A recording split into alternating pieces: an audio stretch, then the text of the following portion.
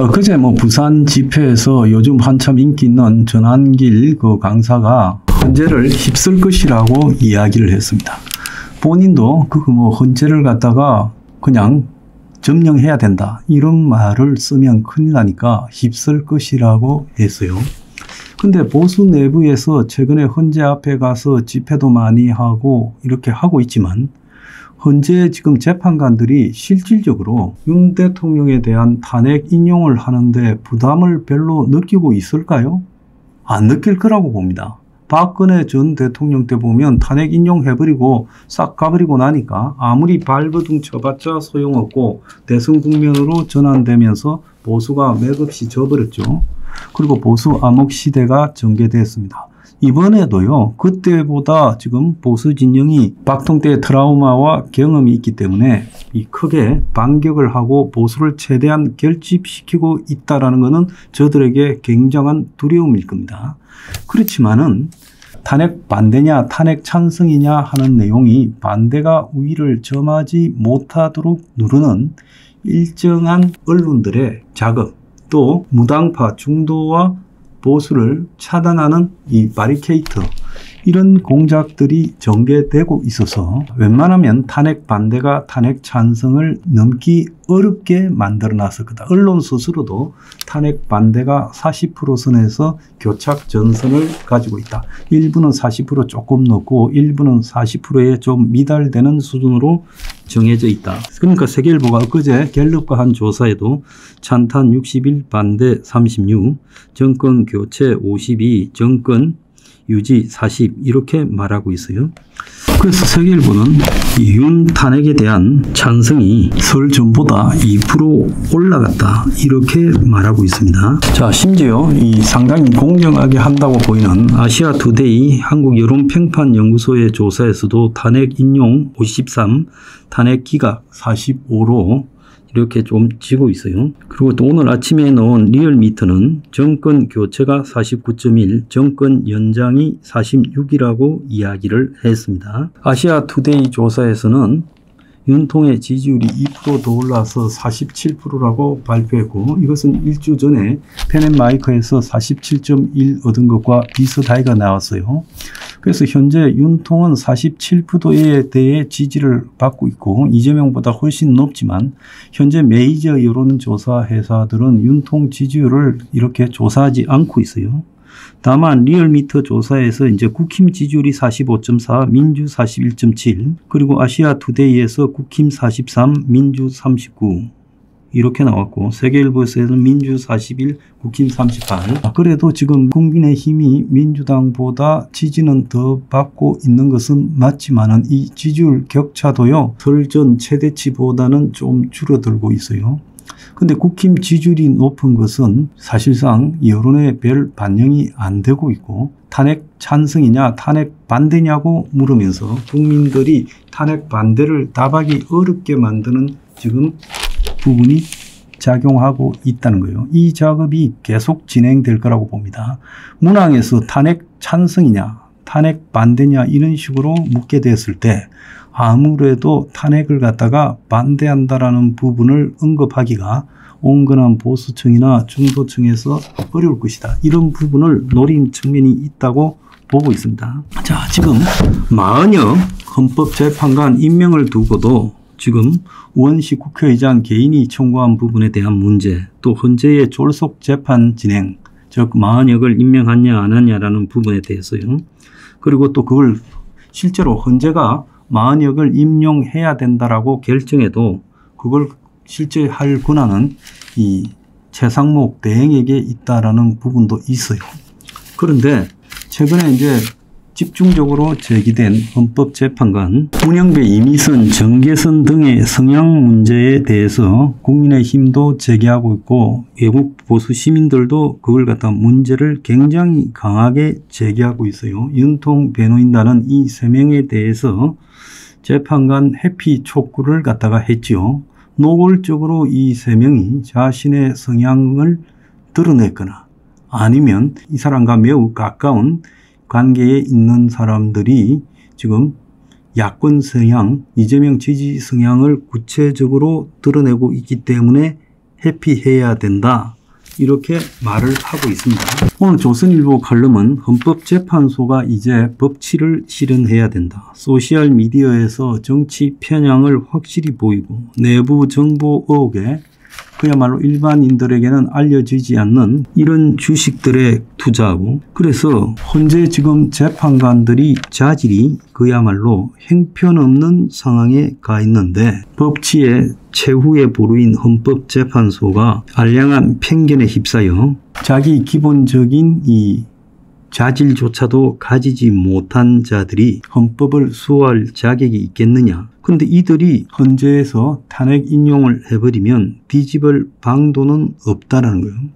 그래서 국민적인 지금 분노가 폭발하고 있고 시위가 집중되고 있지만 헌재를 휩쓸어야 된다라는 말이 나오더라도 이 헌법재판관들에게 실질적인 위협은 되지 못할 거다. 지금까지 보면 헌법재판소는 때로는 졸속으로 때로는 질질 시간을 끌고 여론추이를 보다가 슬그머니 입을 맞춰 얼렁뚱땅 넘어가는 기회주의적인 행태를 계속해왔다. 그래서 지금 보면 한덕수 총리에 대한 가처분 신청도 아직 결론도 안 내고 있고, 한덕수 총리에 대한 권한쟁의 심판도 아직 결론을 안 내고 있고, 그리고 13명 탄핵된 사람 중에 4명만 지금 기각 판결을 내고 나머지 9명은 미루고 있고, 자, 그것은 지금 시간이 6개월도 더 경과하고 있는데 대통령 탄핵은 3개월 내에 졸속으로 해버리려고 지금 결정하고 있고, 또 마은혁이라는 사람이 도저히 헌법재판관이 될 수 없는 인민노련이라는 조직에서 일을 했다. 자, 그런 부분이 있지 않습니까? 그렇다면 과거에 그런 경력을 가지고 실제도 지금 좌파 성향을 명백하게 가지고 있죠. 이자는 87년 결성된 인민노련, 인천지역 민주노동자연맹의 창립 멤버였죠. 인민노련이란 것은 거의 완벽한 좌파적 그런 어떤 투쟁 조직이었습니다. 그 뒤 사법시험을 합격하고 이제 판사를 했지만은 우리법 연구회 멤버로서 판사 진영 안에서 명백한 좌파 성향을 띠고 왔지요. 자, 이런 사람이 헌법재판관에 추가 임명되면 그야말로 헌법재판관 내부에서 진보로 확 기울게 되는 그런 상황이 되겠죠. 그래서 지금 8인 체제에서 9인 체제로 되게 되면 지금 좀 더 부담이 없다. 그래서 법제국에서는 탄핵 반대 여론이 40%까지 도달하자 정당성을 확보하기 위해서 9인 체제를 만들어서 확실하게 탄핵 인용이 되었다. 이렇게 하려고 지금 오늘 이 마은혁 임명에 대한 헌재의 입장을 결정한다는 것. 그래서 헌재는 눈도 깜짝하지 않고 자기 갈 길을 가고 있어요. 그래서 누가 뭐라 하더라도 이들은 바뀌지 않을 것이다. 그래서 이제 헌재에 대해서 그렇다고 구체적인 공격 방안을 이야기하면 또 내란 선동이라고 법적인 시비를 걸 겁니다. 그래서 헌재에 대해서 치명적인 경고를 해야 된다. 그래서 국힘을 비롯한 보수 진영의 이슈가 헌재를 폐지해야 된다. 그리고 현재 진행되고 있는 이 헌법재판관들의 이 재판 형태가 어떤 식으로든 이재명 민주당 측과 연결된 의혹에 대해서 수사를 요구한다. 그리고 더 나아가서 졸속 불법 유착 헌법재판관에 대해서 처벌하겠다. 이거를 내걸고 지금 싸워야 된다는 거예요. 그래서 이번에 저것들이 인용을 해서 설사 탄핵을 하고 조기 대선을 치러서 가더라도 거기서 보수는 이걸 공약으로 내걸고 가야 된다. 지금 투쟁부터 혹시 조기 대선이 온다 하더라도 이 문제를 지속적으로 끌고 가야 된다. 그래서 헌법재판관들이 헌법재판소가 폐지되고 또 이번에 탄핵 결정에 대한 의혹에 대해서 수사를 하게 되고 그리고 더 나아가서 졸속, 불법, 유착. 자, 굉장히 졸속이잖아요. 대통령 탄핵을 3개월 만에 하기 위해서 저렇게 서두는 모습. 제대로 토론이나 심사조차도 하지 않는 모습을 보이고 있지 않습니까? 그리고 불법성이라는 것이 내란죄를 갖다가 빼는 부분에서 헌재가 권유했는가? 또 더 나아가서 헌재가 지금 마은혁 임명을 두고도 졸속 재판을 진행하고 있고 또 더 나아가서 불법이라는 측면에서는 헌재가 이 내란죄를 빼는 부분을 동의를 해줬고요. 또 더 나아가서 헌재가 윤통측 변호인단의 각종 한병들을 기각하면서 최대한 초스피드로 결론을 내리려고 한다. 또 더 나아가서 헌재가 국민만 보고 가겠다라는 그런 불법적인 발언을 했고요. 윤통 판결 이전에 한덕수 총리 대통령 직대에 대한 판결부터 먼저 해야 될 것 아닙니까? 이걸 또 안 하면서 다른 탄핵 사태들은 다 미뤄버리고 윤통 탄핵만 집중하고 있다. 이런 부분에서 헌재의 불법성이 저는 노골적으로 드러나고 있다고 보고 있습니다. 또 이렇게 하는 이유는 헌재의 주요 재판관들의 지금 특성이 민주당과 유착될 만한 특성을 갖추고 있다.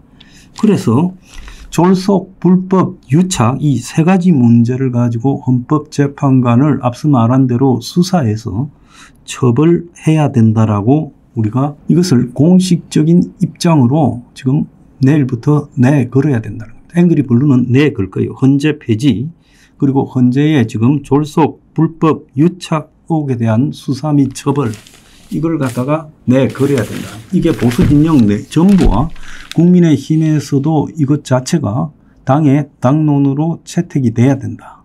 그래서 헌재가 이번에 아마 대충 이렇게 짜고 답을 정해놓고 3월 초에 판결했을 때 그것이 역사적으로 그냥 넘어가지 않는다. 수사 대상이 될 거고 그리고 헌재라는 조직은 폐지될 거고 그리고 이번에 거기에 관여한 재판관들은 수사 결과 처벌당할 수 있다라는 부분이 지금 명확하게 정해져 저들에게 전달돼야 된다. 뭐 그러지 않고 불을 싸지른다, 휩쓴다 이런 추상적인 표현을 해봤자 아무 소용이 없는 거예요.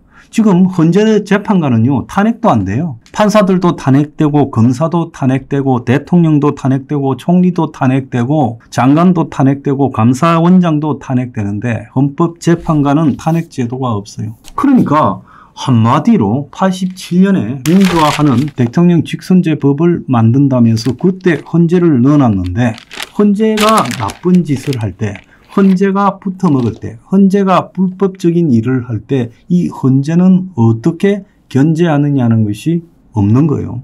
세상에 이런 법이 어디 있어요? 헌재 재판관들이 지금 뭐 우리가 자질이 미달되고 특정 편향을 가지고 있고 주식 투기를 하고 이런 것들이 다 확인되고 있는데 그리고 재판 사법부도요.